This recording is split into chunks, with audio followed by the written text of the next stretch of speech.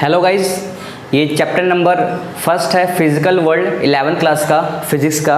तो आज हम इसमें पढ़ने वाले हैं कि बेसिक साइंस के बारे में कि फ़िज़िक्स ज़रूरी क्यों है पढ़ना और एक्चुअली फ़िज़िक्स होती क्या है। तो सबसे पहले वेलकम है हमें चैनल पे एजुकेटर विष्णु पे। आई होप आप अगर मेरे चैनल पे अगर नए हैं तो प्लीज़ सब्सक्राइब करें मेरे चैनल को और वीडियो को अंत तक ज़रूर देखें एक तरह से। तो गाइज़, अब आपने 11th क्लास में साइंस ले ली है तो बहुत बहुत बधाई हो आपको एक तरह से। तो अब हम स्टार्ट करते हैं chapter number first physical world. तो प्लीज़ कॉपी और पेन लें और स्टार्ट करें, नोट्स भी साथ साथ बनाना, ठीक है। तो देखिए, सबसे पहले हम जब फिज़िक्स पढ़ना स्टार्ट करते हैं तो हमारे माइंड में क्वेश्चन आता है कि होती क्या है फिज़िक्स एक तरह से, क्यों हमें ज़रूरी है पढ़ना एक तरह से। तो ये जितना भी हम चीज़ें जो हमारे आसपास में होती है ये सब चीज़ क्या है, फिज़िक्स है एक तरह से, ठीक है। यानी कि इसकी डेफिनेशन भी देखिए गाइस क्या लिखा हुआ है कि एक तरह की ब्रांच है साइंस की जो कि डील करती है बेसिक लॉ ऑफ नेचर को, ठीक है। अब बेसिक लॉ ऑफ नेचर क्या होता है, मीन्स जो हमारे आसपास में है। फॉर एग्जांपल जैसे मैं बोलूँ कि आपने छोटी क्लास में पढ़ा था कि तो तारे टिंकल क्यों करते हैं, स्टार टिंकल क्यों करते हैं तरह से, ठीक है। बॉडी जो है ज़मीन पे क्यों ही गिर रही है तरह से, मतलब उसके पीछे लॉजिक क्या है एक तरह से, ठीक है। और जो सिंपल सा है कि हम ये स्ट्रेट मोशन के बारे में पढ़ते एक तरह से, ठीक है। और हमने और भी पढ़ा था कि इसके सर्कुलर मोशन क्या होता है, इन सब चीज़ों के बारे में हमने जो पढ़ा था ये सब चीज़ें हम इसमें और भी गहराई में पढ़ने, मतलब डेप्थ में पढ़ने वाले एक तरह से, ठीक है। मतलब कोई भी चीज़ जो गहराई से पढ़ेंगे उसी को हम क्या कहते हैं, फिजिक्स बोलते हैं एक तरह से। तो हमने भी पढ़ा कि डील करते किस साथ में, बेसिक लॉ ऑफ नेचर पे। अब ये डील किसके साथ में करते हैं, देखिएगा इस स्पेस हो गया अपना, जो स्पेस में कोई भी घटनाएं होती है कैसे होती हैं ये भी फिजिक्स में पढ़ी जाती है। टाइम के बारे में होगा कि इतने टाइम से इतने टाइम में हमने कितना डिस्टेंस ट्रैवल करा है, कुछ भी होगा वो भी फिजिक्स है। मैटर हो गया हमने पढ़ रखा है, मोशन हो गया, एनर्जी हो गई, रेडिएशन हो गई। तो ये सारी क्या है, हमारी बेसिक लॉ ऑफ नेचर पे डिपेंड करती है एक तरह से। ओके, अब क्या है, फिजिक्स जो है इसके दो क्वेस्ट होते हैं, यानी कि मतलब कि हम दो तरीके से उसको पढ़ते हैं, एक तो फिजिकल में और एक हमारा थर्मोडायनेमिकल प्रोसेस में एक तरह से। तो देखिए पहले हमारे पास में फिजिकल में देखिए यूनिफिकेशन, यानी कि फिजिकल वर्ड टाइप में हम फिजिक्स को पढ़ने वाले हैं। जैसे कि वही एक बॉडी है जो कि ज़मीन पे नीचे गिर रही तरह से, तो उस पर ग्रेविटेशन लग रहा है तरह से, तो इसका पीछे लॉजिक क्या था, ग्रेविटेशन था। तो इसके बारे में स्टडी करना एक तरह से, ठीक है। अब हमारा जो मून है वो अर्थ का क्या कर रहा है तरह से, मोशन में क्या करता है, चक्कर लगाते तरह से, तो इसके पीछे क्या लॉजिक है ये हम पढ़ने वाले हैं इसमें, ठीक है। उसके बाद में हो गया हमारे की जो हम पूरी प्लैनेट्स होते हैं ये सन के चक्कर लगाते हैं, मोशन में रहते हैं, इसके बारे में हम पढ़ने वाले हैं, ठीक है। फिर अगला आता है हमारे कौन सा, रिडक्शनिज्म के बारे में आता है। तो रिडक्शनिज्म क्या होता है वैसे, तो ये सिंपल सा है कि it is to explain macroscopic system. अब मैक्रोस्कोपिक सिस्टम क्या होता है, तो देखिए गाइस, थर्मोडायनेमिक एक्सप्लेन करता है इसकी प्रॉपर्टीज़ को एक तरह से। जैसे कि भाई टेम्परेचर हो गया, इंटरनल एनर्जी हो गई, एंट्रोपी होगी, और भी जो भी बल सिस्टम होंगे इनके बारे में आते हैं। तो गाइस ये था क्या कि फिजिक्स क्या होती है और दो टाइप इसके क्या क्या पढ़ते हैं। आइए आगे करते हैं, इसको कॉपी करिए तब तक। है स्कोप ऑफ फिजिक्स। तो स्कोप ऑफ फिजिक्स होती क्या है, यानी कि क्या क्या स्कोप होते हैं फिजिक्स में, तो आइए रीड करते हैं। तो it is very wide which occurs around us in our day life. जो हमारी डे लाइफ में अकर करता है उसको हम क्या कहते हैं, अपना स्कोप ऑफ फिजिक्स में।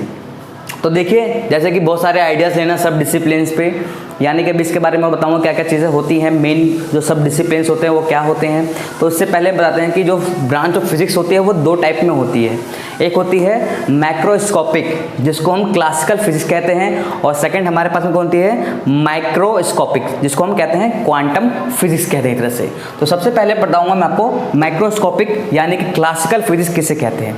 तो बच्चों बहुत आसान है, जैसे कि मैं बोलूँ which may be at the laboratory terrestrial and astronomical scales पे, मतलब यानी कि ऐसी चीज़ जो लेबोरेटरी टेरेस्ट्रियल या एस्ट्रोनॉमिकल टाइप में जो मेजर करते हैं एक तरह से, उसको हम क्या कहेंगे, अपना स्टडी जिसको करते हैं एक तरह से, तो उसको क्या कहेंगे हम, क्लासिकल फिजिक्स कहेंगे।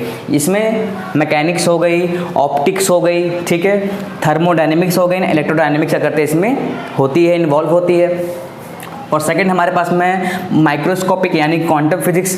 तो इसमें क्या है बच्चों, एटम्स, मॉलिक्यूल्स एंड न्यूक्लियाई की स्टडी करते हैं, तो उसको हम क्या कहेंगे, अपना माइक्रोस्कोपिक यानी क्वांटम फिजिक्स एक तरह से। तो आई होप आपको समझ आ रहा होगा कि माइक्रो में किसके बारे में स्टडी करते हैं और अपना माइक्रो में किस में करते हैं स्टडी एक तरह से, ठीक है। अभी मैं एक चार्ट बनाऊंगा तो उसमें आपको ज़्यादा क्लियर होगा, इसको तब तक कॉपी करिए।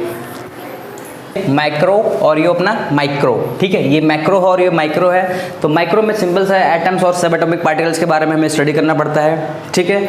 इंपॉर्टेंट पड़ता है ये वाला पार्ट जिसको हम कहते हैं माइक्रोस्कोपिक या क्लासिकल फिजिक्स बोलते हैं एक तरह से। तो देखिए जिसमें मैकेनिक्स है, इलेक्ट्रोडायनेमिक्स है, ऑप्टिक्स है, थर्मोडायनेमिक्स है। सबसे पहले बताऊंगा मैं आपको मैकेनिक्स के बारे में।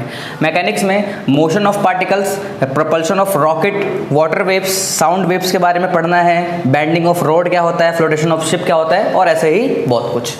इलेक्ट्रोडायनेमिक्स में चार्ज के बारे में, चार्ज फ्लो कैसे करता है, करंट क्या होता है, मैग्नेटिज्म कैसे होता है, एसी यानी कि ऑल्टरनेट करंट क्या होता है, ट्रांसफॉर्मर क्या होता है, इन सब के बारे में इलेक्ट्रोडायनेमिक्स के अंदर में ये आते हैं, डील करते हैं एक तरह से। ऑप्टिक्स के अंदर में क्या चीज़ें डील होती हैं, lenses, mirror, eye, telescope and rainbow, ठीक है। थर्मोडायनेमिक्स में heat, temperature, heat engine, spontaneity of process, conduction, radiation, convection, ये सारे थर्मोडायनेमिक्स के अंदर में आते हैं। तो गाइज यही हमारी क्या है स्कोप ऑफ फिजिक्स है। मान के चलो कि मास ऑफ इलेक्ट्रॉन से लेके मास ऑफ यूनिवर्स तक, या बोलो कि scope of physics from vacuum to infinity हो जाए एक तरह से, या radius of nucleus to length of galaxy हो जाए। तो ये सब चीज़ें क्या है हमारी स्कोप ऑफ फिजिक्स में है, ठीक है। अब हम पढ़ेंगे क्या एक्साइटमेंट ऑफ फिजिक्स, मतलब कि एक्साइटमेंट क्यों, मतलब इसके हमें एक्साइटमेंट क्यों होता है जब किसी चीज़ को जानना हो, किसी के बारे में जानना हो या कोई चीज़ के बारे में जानना हो कि ये होती क्या है, ये कैसे बना हुआ है या ये क्यों है, उसी को हम एक्साइटमेंट कहते हैं। तो फिजिक्स में एक्साइटमेंट का सिंपल सा मतलब यही है कि किसी की चीज़ के बारे में जानना कि ये बना कैसे है या ये होता कैसे है, नेचर के बारे में जानना कि नेचर में चीज़ें कैसे होती है, इसके पीछे का रीज़न क्या है, that is known as excitement of physics. Okay, तो देखिए फ्यू बेसिक कंसेप्ट होते हैं। Laws can explain many phenomenas, okay. हम इमेजिनेटिव न्यू एक्सपेरिमेंट करते हैं, इससे एक्साइटमेंट होती है, या बोले तो कुछ नए यूजफुल डिवाइसेस बनाते हैं तो एक्साइटमेंट होती है जो कि डेली लाइफ में यूज़ हो पाएँ, ठीक है। या ऐसी चीज़ें जो फ्यूचर इवेंट्स में जिसको हम यूज़ कर पाएँ या आने वाले टाइम में इसको बना पाएँ, ये सारी की सारी चीज़ें क्या हैं, एक्साइटमेंट ही तो है फिजिक्स की, ठीक है। तो एक्साइटमेंट सिंपल सा मीन यही है कि जब हम किसी चीज़ को जानें, ठीक है। कॉपी करिए। फिजिक्स, टेक्नोलॉजी एंड सोसाइटी, ये होता क्या है बच्चों, जब भी फिजिक्स डिस्कवर होती है तो हमारी सोसाइटी पे कुछ ना कुछ ज़रूर इम्पैक्ट पड़ता है, मतलब कुछ ना कुछ प्रभाव ज़रूर डालती है। आइए कुछ एग्जांपल्स देखते हैं। Telephone, telegraph, telex, quickly exchange messages. पहले के टाइम में क्या था कि हमें दूर इंसान को भेजना पड़ता था, उसको लिखवा के या कबूतरों के द्वारा मैसेज हम पहुंचाते थे। लेकिन अब क्या है, जैसे जैसे साइंस ने तरक्की की है तो ऐसे ही क्या हो रहा है, हमारा जो काम है बहुत ही आसान कर दिया जा रहा है तरह से। जैसे कि आप इसमें एग्जाम्पल्स पढ़ सकते हैं। रेडियो, टेलीविज़न, देखिए दूर की चीज़ें हम अपने घर में बैठ के 2 मिनट में हम चीज़ पूरी दुनिया खबर जान सकते हैं एक तरह से। ये सब चीज़ें भी क्या हैं, सब फिजिक्स के ही द्वारा ही कर पा रहे हैं एक तरह से, मतलब फिजिक्स ने डिस्कवर किया है तो हमारी सोसाइटी पे कुछ ना कुछ इफेक्ट जरूर पड़ता है एक तरह से, ठीक है। Development of alternative source of energy, बहुत सारे सोर्स ऑफ एनर्जी, जैसे कि मान चलो सोलर एनर्जी के बारे में है। धूप से हमने कुछ ना कुछ हमने बनाना सीख गए, इलेक्ट्रिसिटी बनाना सीख गए एक तरह से। तो इट मीन्स क्या है बच्चों कि हम कुछ ना कुछ नई नई चीज़ें लेके इतने सारे डिस्कवर कर रहे हैं, ठीक है। तो ये सब चीज़ें क्या हैं, अफेक्ट करते हैं हमारे सोसाइटी पर, और कुछ नहीं है, ठीक है। माइक्रो इलेक्ट्रॉनिक्स हो गया, लेज़र हो गया, कंप्यूटर सुपर कनेक्टिविटी हो गई, न्यूक्लियर एनर्जी हो गई, तो इन सब ने क्या करा है, हमारी सोच, हमारी लाइफस्टाइल जो थी वो सब चीज़ें चेंज करी एक तरह से, ठीक है। तो अब बच्चों समझ आ चुका होगा इसके बारे में सोसाइटी पे क्या इफेक्ट पड़ता है। अब हमारा जो लास्ट टॉपिक है हम वो पढ़ने वाले हैं जैसे, तो प्लीज़ वीडियो के साथ बने रहें, कॉपी करें इसको। तो ये हमारा लास्ट टॉपिक है जो कि बहुत ज़्यादा इंपॉर्टेंट है, इसमें हम सारी फोर्सेस के बारे में पढ़ने वाले हैं। तो देखिए फंडामेंटल फोर्स इन नेचर क्या होता है एक तरह से। तो in microscopic world we observe several kind of forces. हम माइक्रोस्कोपिक वर्ल्ड में बहुत सारे टाइप के फोर्सेस देखते हैं, जैसे कि मस्कुलर फोर्स हो गया, कॉन्टैक्ट फोर्स हो गया, फ्रिक्शन फोर्स हो गया, विस्कस फोर्स हो गया, इलेक्ट्रिक फोर्स हो गया, मैग्नेटिक फोर्स हो गया। तो हम बहुत सारे फोर्सेस को देखते हैं। तो इनमें फोर्सेस का काम क्या होता है, अराइज फ्रॉम 2 फंडामेंटल फोर्स, ठीक है। ये सारी की सारी जो फोर्सेस हैं 2 फंडामेंटल फोर्सेस से निकलती हैं, अराइज होती हैं एक तरह से। जैसे पहला हमारे पास में कौन सा है, ग्रेविटेशन फोर्स, ठीक है। Gravitation force it is a force of mutual attraction between 2 bodies by virtue of their masses, ठीक है। जैसे कि मेरे पास में कोई एक दो बॉडीज़ हैं, एक कैपिटल एम है एक स्मॉल एम है, इन दोनों के बीच में दूरी कितनी हमारे पास में आर मान ली, ठीक है। अब एक तरह से क्या है, इस बॉडी का भी कोई ना कोई फोर्स लग रहा होगा और उस बॉडी का भी कोई ना कोई फोर्स लग रहा होगा जैसे, ठीक है। तो अगर मुझे इन दोनों के ऑब्जेक्ट्स का मुझे अगर फोर्स निकालना है तो फोर्स बराबर क्या होता है, जी एम इंटू में स्मॉल एम अपॉन में आर स्क्वायर, जहाँ पे जी हमारा होता है यूनिवर्सल ग्रेविटेशनल कांस्टेंट होता है, जो कि आपने 9th क्लास में स्टडी किया होगा एक तरह से, ठीक है। इसको हम लॉन्ग रेंज फोर्स बोलते हैं, ठीक है। Do not require any medium, इसको कोई मीडियम चाहिए नहीं, इस तरह से होता, ठीक है। इसको हम वीकेस्ट फोर्स भी बोलते हैं नेचर में, ठीक है। एग्जांपल एक तरह से देखिए कि जो बेसिक एग्जांपल, जैसे हम खड़े हैं तो ये क्या है, इसमें ग्रेविटेशन फोर्स है, या कोई चीज़ को अगर हम ऊपर से नीचे भी फेंकते हैं तो वो ज़मीन की तरफ ही अट्रैक्ट होता है, क्यों, ड्यू टू ग्रेविटेशन फोर्स, ठीक है। कॉपी करिए, इसके बाद नेक्स्ट बताऊँ आपको मैं। तो सबसे पहले मैं बताऊंगा इलेक्ट्रोमैग्नेटिक फोर्स के अंदर में एक पार्ट और होता है, इलेक्ट्रोस्टैटिक फोर्स होता है, तो उसको पहले पढ़ेंगे।